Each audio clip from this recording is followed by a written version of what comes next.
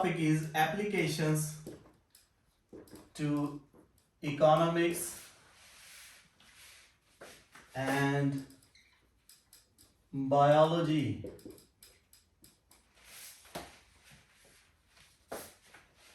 So first is the economics. If you have a certain amount of something, like for example, if you have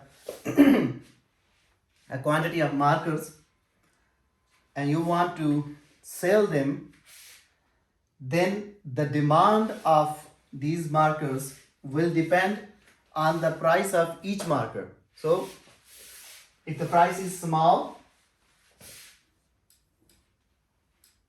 if the price of the marker is small, the demand will be higher. If the price is larger, the demand will be less. So you can say that a demand function, the definition is written P of x is actually the price of the object which is in demand, and this P of x is a decreasing function. Means if the price is very high, this function is P of x. If the price, it is P, and this is the demand x. This axis is I am using for the demand, and this axis I am using for the price. So if the price is if the price is minimum, suppose this is the price minimum P naught, the very less price of the marker, not 0, but let's suppose 2 RMB, then you can see this point is connecting this graph here. So it means you have a very large interval of the x. It means a very large sale is expected. But if you increase this price and you reach here, or you set the price here, suppose this is the price of the marker, suppose 100 RMB, then you can see this straight line is connecting this point here. So it means you have a very small interval of the x. The interval of the x, the total products, the sale of the total products is very small because the price is high. And when the price was low, the interval was large. So x is the total sale of the product, and this is the y-axis is the price. If it is down, it will be large. If it is up, it will be small. So this P of x is a decreasing function.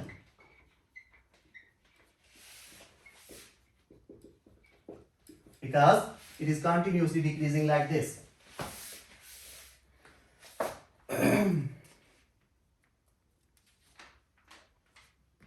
Now, if I say that my total interval of the sale is between 0 and x, this interval, I don't know how much markers will be sold out, but I assume that, okay, suppose x amount of the markers are sold out at a certain price. I also don't know the price.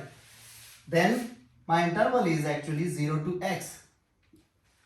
Now, going back to the same concept, I am going to divide the interval into small intervals, x1, x2, somewhere xi minus 1, somewhere xi, and so on, up to the final xn, which is the capital X.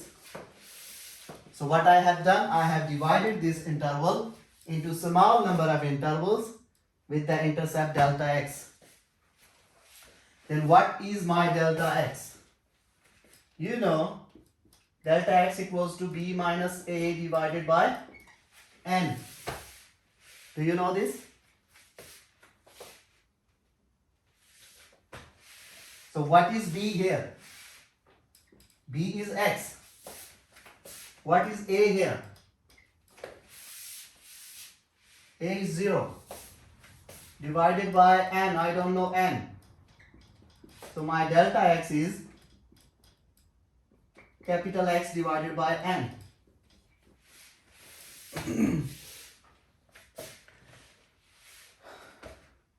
Now, in between, the same concept in the DEM, what we have done in the DEM, we are picking up a middle interval, ith interval, and I am saying, okay, let's suppose this final point of this interval, this is the ith interval. I am picking up the ith interval now.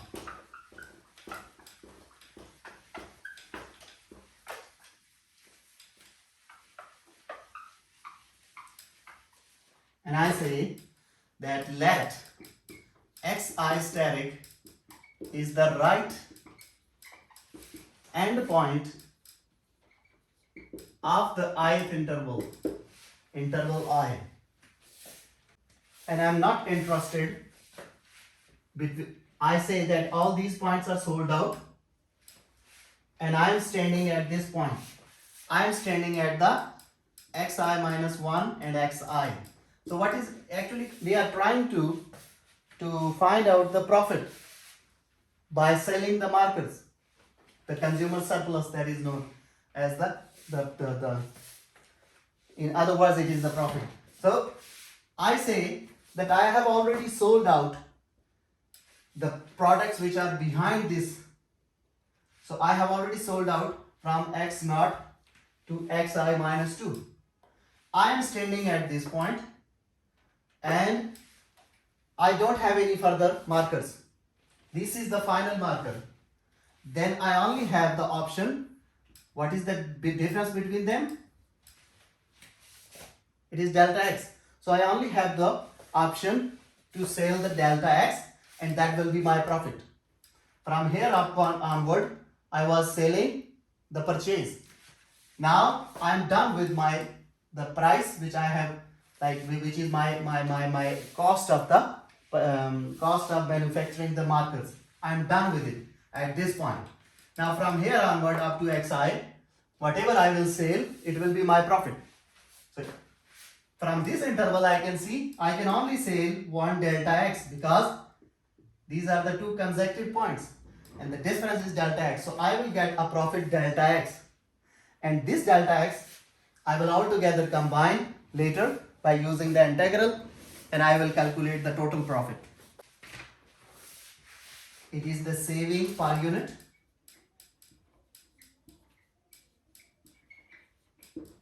Saving by selling each of the marker and into the total number of the units or markers.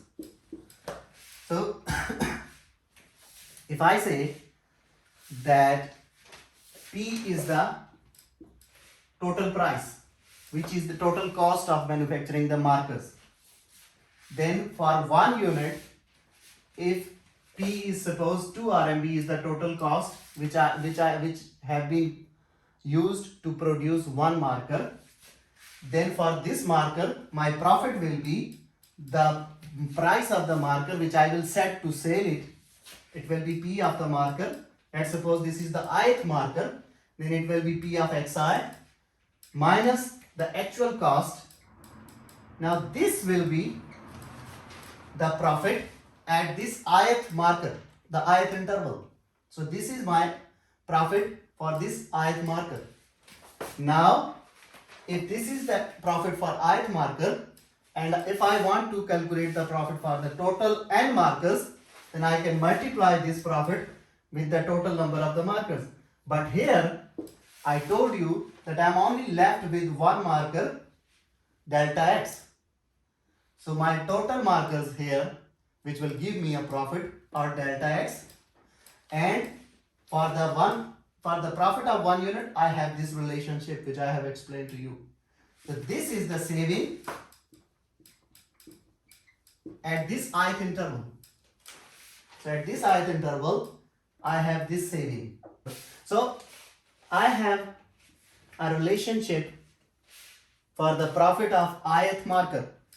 Now I can generalize this profit for the whole n markers, and I can say that my total saving, what it will be? It will be the Riemannian sum. I have n markers, so it will start from 1 to n. If I have total n markers, it will be the Riemannian sum of the individual profits. That is P of xi minus capital P into delta x. Now when this I will fluctuate, I will get the individual profit of each marker from 1 to n. So far, it was for the ith marker. So I have generalized this concept similar way which we have been doing in the chapter 5 and which we have done today in the previous section. So I have generalized the profit to the whole n, and this whole thing in the form of integral. You can write what was my initial point? It was 0. And what was my final point? It was the capital X. And the limit from 0 to x. Now you can remove the I. So it is P of x minus capital P. Delta x is converted into dx. This is the consumer surplus, the total saving S. Let's suppose this is S. So this is the relationship for the consumer surplus. If you have this interval 0 to x and this quantity of the product to sell out, then you will use this relationship. Example, you can see in the note the statement. It says that a demand function P of x equals to 1200 minus 0.2x minus 0.001 x square.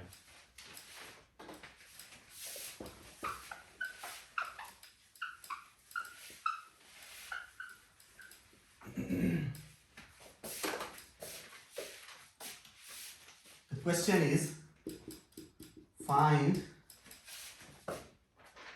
the consumer surplus S when X is 500. Means the total amount of the markers, suppose say, is 500.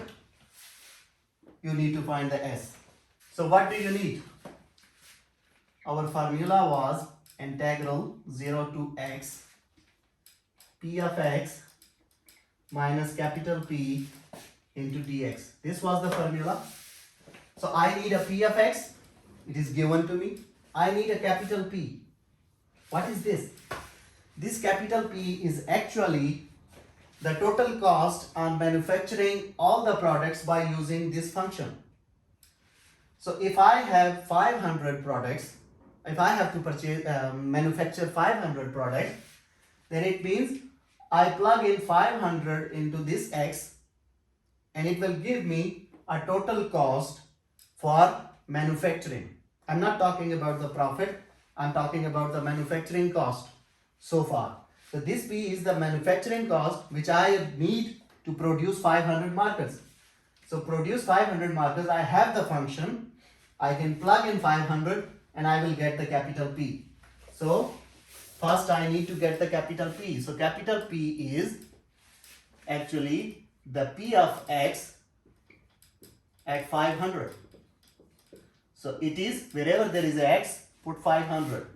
1200 minus 0.2 into 500 minus 0.0001 into 500 whole square. When you will solve this equation, it is a quadratic equation. The answer is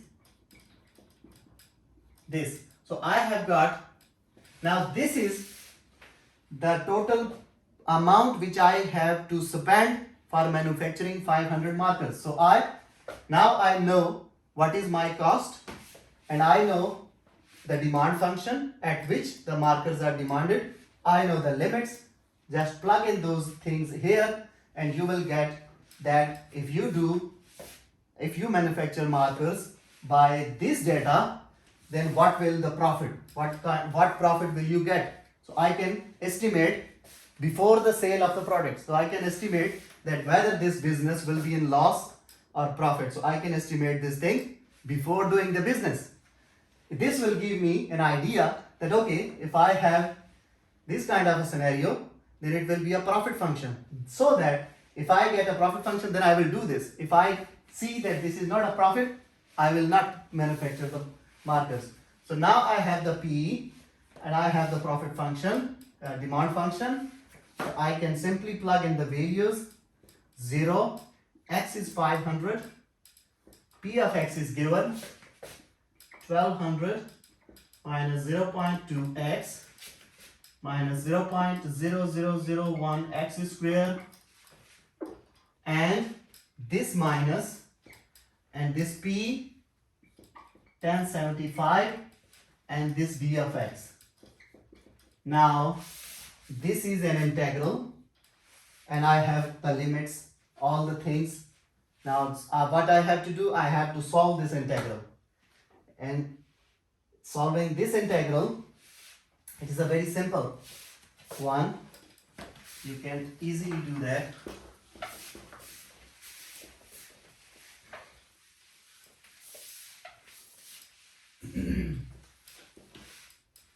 This is a constant quantity and this one, so you can add them together.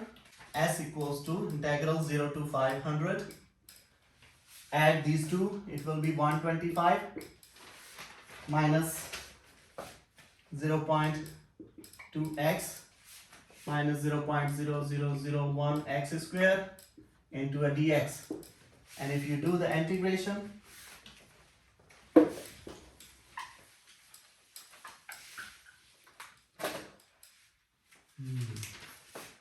it will be 125, and the x from integration minus 0.2 x square by 2 minus 0.0001 x cube by 3, and the whole limit 0 to 500.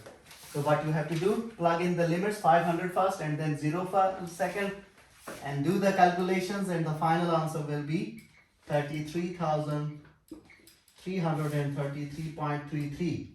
So this will be the consumer surplus.